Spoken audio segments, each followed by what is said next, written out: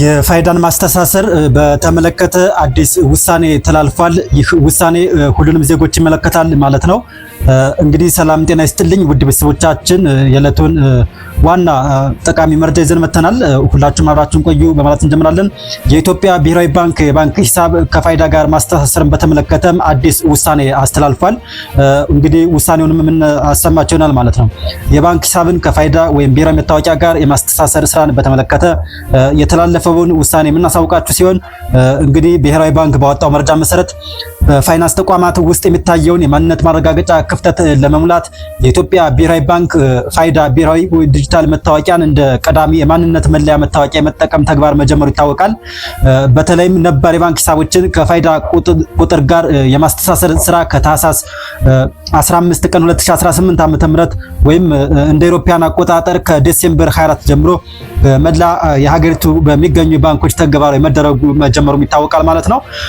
ይህ በፈቃደኝነት ላይ የተመሰረተ የማስተሳሰር ስራ እስከ መጋቢት 30 2018 ዓ.ም ድረስ በከፍተኛ ርብርብ ቢከናወንም ከአጠቃላይ የባንክ ሂሳብ ባለቤቶች ቁጥር አንጻር ሲታይ አፈጻጸሙ ዝቅተኛ ሆኖ ተገኝቷል ብሏል እንግዲህ ብሔራዊ ባንክ ማለት ነው።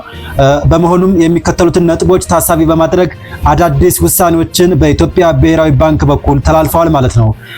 በዚህም መሰረት የመመዝገብን አቅም በተመለከተም የብሔራዊ ባንክ ያሳለፈው ውሳኔ በአሁኑ ወቅት የፋይዳ ተመዝጋቢዎች ቁጥር ከ40 ሚሊዮን በላይ መድረሱ በመላ ሀገሪቱ ከ7000 መመዝገቢያ ማሽኖች ተሰማርተው በቅድመ ዝግጅት ስራ ላይ መሆናቸውንና በሳምንት እስከ 3 ሚሊዮን ሰዎችን የመመዝገብ አቅም መኖሩንም ይፋ አድርጓል ማለት ነው። የቴክኖሎጂን ዝግጅት በተመለከተም በቀን 2 ሚሊዮን እና ከዛ በላይ የደንበኞችን ወይም የኬዋይሲ አገልግሎት መስጠት የሚችልና በሚሊዮኖች የሚቆጠሩ ደንበኞችን በአንድ ጊዜ ማስተናገድ የሚችል ጠንካራ የመሰረተ ልማት ዝግጅት መኖሩን አስታውቋል ማለት ነው። የባንኮች ዝግጅትን በተመለከተም ባንኮች ቅርንጫፎቻቸው በአካል በመገኘትም ሆነ በዲጂታል አማራጭ ወይም በሊንክ ደንበኞቻቸውን ለማስተሳሰር ምቹ ሁኔታ መፍጠራቸውን ከግምት ውስጥ በማስገባት ከዚህ በፊት የሚከተሉትን አቅጣጫዎች ተቀምጠዋል ማለት ነው። ከዚህ በታች በተጠቀሱት 26 ዋና ዋና ከተሞች እና በሐረሪ ክልል የሚገኙ የሁሉም ባንክ ደንበኞች እስከ ግንቦት 6 ቀን 2018 ዓ.ም ወይም በፈረንጆቹ አቆጣጠር ሜይ 14 2026 ድረስ ሂሳባቸውን ከፋይዳ ቁጥር ወይም ብሔራዊ መታወቂያ ጋር ማስተሳሰርና ማጠናቀቅ ይኖርባቸዋል ተብሎ እንግዲህ ውሳኔው ተላልፏል ማለት ነው። እንግዲህ መጨረሻው ቀን እንግዲህ ከዚህ በታች በመዘርዝርላችሁ ከተሞች ማለት ነው ግንቦት 6 2018 ወይም 14 2026 ድረስ ከዚህ በታች የሚዘረዘሩት ከተሞች ውስጥ የሚገኙ ባንኮች ሁላቸውም አስተሳሰር ማጠናቀቅ እንዳለባቸው ብሔራዊ ባንክ አሳውቋል ማለት ነው። እንግዲህ የት ከተማ ናቸው እንግዲህ የሚለውን ዝርዝር መረጃ ስናይ በአንደኛ ሐረሪ ክልል፣ ሁለተኛ አዲስ አበባ፣ ሌላኛው ድሬዳዋ አስተዳደር፣ ባህር ዳር፣ ጎንደር፣ ደሴ፣ ደብረ ብርሃን፣ ኮምቦልቻ፣ ሐዋሳ፣ አርባ ምንጭ፣ ወላይታ ሶዶ፣ ሆሳና፣ ወራቤ፣ ቡታጅራ፣ ወልቂጤ፣ ሸገር፣ ጅማ፣ አዳማ፣ ሻሸመኔ፣ ቢሾፍቱ፣ ባቱ፣ አምቦ፣ መቀሌ፣ አክሱም፣ አዲግራት፣ ጋምቤላ ከተማ እና አሶሳ እንግዲህ እነዚህ እስካሁን የዘርዘርኩላችሁ ማለት ነው። የመጨረሻ እንግዲህ የፋይዳ ቁጥራቸውን ከባንክ አካውንታቸው ጋር የመጨረሻ የማስተሳሰሪያ ቀን ተብሎ የተወሰነው ግንቦት 6 ቀን 2018 ዓ.ም ወይም ሜይ 14 2026 ድረስ የሂሳብ ቁጥራቸውን ከፋይዳ ቁጥራቸው ጋር የግድ አስተሳስረው ማጠናቀቅ እንዳለባቸው ብሔራዊ ባንክ ይፋ አድርጓል ማለት ነው። ከዚህ በታች እንግዲህ ከዚህ ውጭ ያሉት ደግሞ የኢትዮጵያ ክፍሎች የሚገኙ የባንክ ቅርንጫፎች ደንበኞች የሚገኙ የቅርንጫፍ ባንክ ደንበኞች ማለት ነው እስከ ሰኔ 30 ቀን 2018 ዓ.ም ወይም እስከ ጁላይ 7 2026 ድረስ ማጠናቀቅ ይኖርባቸዋል ብሎም ብሔራዊ ባንክ ይፋ አድርጓል ማለት ነው። ስለዚህ ከ27 ከተሞች ላይ እስከ ግንቦት 6 ማጠናቀቅ እንዳለባቸው ተወስኗል። ከዛ ውጭ ያሉት ደግሞ እስከ ሰኔ 30 ቀን 2018 ዓ.ም ድረስ ማጠናቀቅ እንዳለባቸው ብሔራዊ ባንክ ወስኗል ማለት ነው። ከዚህ ጋር በተያያዘም ከላይ በተቀመጠ የጊዜ ገደብ ሂሳባቸውን የሚያስተሳስሩ ደንበኞች የባንክ ሂሳባቸውን ከወጪ ወይም ተቀናሽ ግብይት የታገደ ወይም ኖዶቢት የሚሆን ሲሆን እገዳውም የሚነሳው ደንበኞች የፋይዳ መታወቂያ ቁጥሩን ከባንክ ሂሳብ ቁጥሩ ጋር ሲያስተሳስር ብቻ ይሆናል ማለት ነው። ከዚህ ጋር እንግዲህ ውድ ቤተሰቦቻችን እንዳትወዛገቡ ለማለት ያክል አካውንታችሁ እንግዲህ ከብሔራዊ ወይም ዲጂታል መታወቂያ ጋር ካልተሳሰረ ከግንቦት 6 በኋላ ኖደቢት ይሆናል ማለት ነው።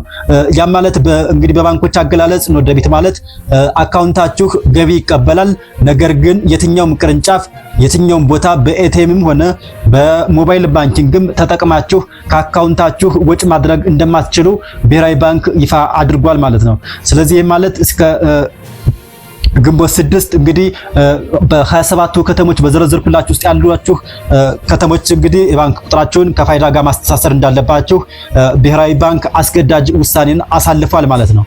ስለዚህ ኖደቢት ይሆናል ካላስተሳሰራችሁ ከግንቦት 6 ጀምሮ ኖደቢት ይሆናል። ስለዚህ የሚለቀቀውም ፋይዳ ቹን አቅራቢያችሁ የሚገኝ ቅርንጫፍ ሄዳችሁ ካስተሳሰራችሁ ወይንም ደግሞ ራሳችሁን በሊንኩ ካስተሳሰራችሁ በኋላ የሚለቀቅ ይሆናል ማለት ነው። ከዚህ በተጨማሪ ከዚህ በላይ የተሰጠው አቅጣጫ የዲፕሎማቲክ ማህበረሰብና በውጭ ሀገር የሚኖሩ ነዋሪዎችን አይመለከትም የሚል መግለጫም አውጥቷል። ስለዚህ ይህ መግለጫም የሚመለከተው ወይም ይህ ውሳኔ የተላለፈው በሀገር ውስጥ ለሚኖሩ ብቻ መሆኑም ሊሰመርበት ይገባል ማለት ነው። ምክንያቱም አንዳንድ ያልተጣራ መረጃዎች ተመስርቶ እንግዲህ ኢትዮጵያ ውስጥ አካውንት ያላቸው ነገር ግን ከሀገር ውጭ ያሉ የማህበረሰብ ክፍሎች እንዳሉ ይታወቃል። ስለዚህ ይህ ውሳኔም እነሱን እንደማያካትት ብሔራዊ ባንክ ይፋ አድርጓል ማለት ነው። በውጭ ሀገር የሚገኙ የሂሳብ ባለቤቶች አስፈላጊውን ማስረጃ በአካል ወይም በህጋዊ ወኪሎቻቸው አማካኝነት ለባንኮች በማቅረብና በማረጋገጥ ከዚህ ውሳኔ ነፃ መሆን ይችላሉ ሲል ብሔራዊ ባንክ አስታውቋል ማለት ነው። ነገር ግን ከሀገር ውጭም ያሉ ይሁኑ ከሀገር ውስጥ የመለየት ስራው አስቸጋሪ ስለሚሆን ከሀገር ውጭ ከሆኑ ባንካቸው አካውንታቸው ከመታገድ የሚለቀቀው በተወካዮቻቸው በኩል አስፈላጊውን ፎርማሊቲ አሟልተው ከሀገር ውጭ እንደሚኖሩ ከተረጋገጠ ብቻ መሆኑንም ብሔራዊ ባንክ አሳውቋል ማለት ነው። ስለዚህ ከሀገር ውጭ ያላችሁ የሚጠበቅባችሁ ወኪሎቻችሁን በመላክ ከሀገር ውጭ እንደምትኖሩ ማሳወቅ የግድ ይሆንባችኋል ማለት ነው። ነገር ግን ይህ ቀነ ገደብ እናንተን አይጨምርም ሲልም ብሔራዊ ባንክ ይፋ አድርጓል ማለት ነው። በዚህ አጋጣሚ ባንኮች ከዚህ ቀደም በተዘጋጀው ቅጽ መሰረት ሳምንታዊ የአፈጻጸም ሪፖርት መላክ እንዲቀጥሉም አሳስቧል። ስለዚህም እንግዲህ ብሔራዊ ባንክ ያወጣውን አዲሱን መመሪያም ተከትሎ ባንኮች ያስተሳሰሩትን የፋይዳ ከባንክ አካውንታቸው ጋር ያስተሳሰሩ የደንበኞችን ቁጥር ብዛት በየሳምንቱም ሪፖርት መላክ እንደሚኖርባቸውም ብሔራዊ ባንክ መረጃ ወጥቷል ማለት ነው። ብሔራዊ ባንክ ይህንን አስገዳጅ ሁኔታ የወሰነው የሐሰት አካውንቶችን ለመቆጣጠር፣ የገንዘብ ደህንነትን ለመጨመር እንዲሁም ቀላል የግብይት ስርዓት ለመፍጠር እንደሆነም የገለጸ ሲሆን አንዳንዶቹ ግን ይህን ውሳኔም ይደግፋሉ። አንዳንዶቹም ደግሞ ይህን ውሳኔ የብሔራዊ ባንክን ውሳኔ አስገዳጅ ከመሆኑም አንጻር ሲቃወሙት ይታያል። ለምሳሌም የግል መረጃን አሳልፎ መስጠትን በተመለከተም አንዳንድ ትችት የሚቀርብበት ሲሆን ውድ የተሰራሩ ቤተሰቦችም እናንተም ሀሳብ አስተያየታችሁን በኮሜንት መስጫው አስቀምጡልን። እንግዲህ አብዛኛው ሰው ይደግፈዋል፣ የሆነ ፓርት ደግሞ የማይደግፈው ፓርት አለ ማለት ነው። ስለዚህ እናንተስ ከየትኛው ወገን ናችሁ? ይህ የብሔራዊ ባንክ ውሳኔስ እንዴት አያችሁት? እንግዲህ ውሳኔው እንደሚያሳየው በፍቃደኝነት የሚል ቃላት ይኖርበት እንጂ በአስገዳጅነት ማስተሳሰር እንደሚኖርባችሁ ነው። ያው በፍቃደኝነት ተመሰረተ ይላል። ነገር ግን ካላስተሳሰራችሁ አካውንቱ ሙሉ ለሙሉ ስለሚታገድ ያ ማለት በተዘዋዋሪ አስገዳጅ ነው ማለት ነው።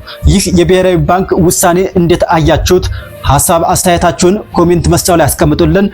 ውድ የተራራው ቤተሰቦች እንደዚህ አዳዲስ መረጃዎች እንዲደርሳችሁ ቪዲዮውን ላይክ፣ ሰብስክራይብ ማድረጋችሁን አትርሱ እያልን የዛሬውን አዲስ መረጃ ይህን ይመስላል። አብራችሁን ስለነበራችሁ እናመሰግናለን። መልካሙን ሁሉ ተመኝንላችሁ።